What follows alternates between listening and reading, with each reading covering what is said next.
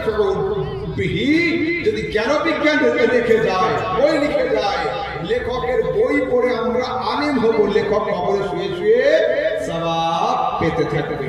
তারপরে হাদিসে রাসূল আকরাম বলছেন, উম্মতি উম্মাতুম মারহুমা তাদখুলু কুবুরাহা বিযুনুব, আমার উম্মত নাজাতপ্রাপ্ত উম্মত, এরা কবরে প্রবেশ করবে পাপের পাহাড় নিয়ে, কবর থেকে উঠে দাঁড়াবে, লা যুনুবান লাহুম, কোনো পাপ থাকবে না। সাহাবায়ে কেরাম জিজ্ঞাসা করছেন, ইয়া রাসূলুল্লাহ, মরার পরে না নামাজ, না রোজা, না হজ, না যাকাত, না ইস্তিগফার, তো কি করে সম্ভব এটা? রাসূল বলেন, ইস্তিগফারিল মুমিনিন, আরে মুমিন ভাইদের আমিন আমিন করার বরকতে আল্লাহ তাবারক ওয়া তাআলা পাপকে ক্ষমা করে দিবেন।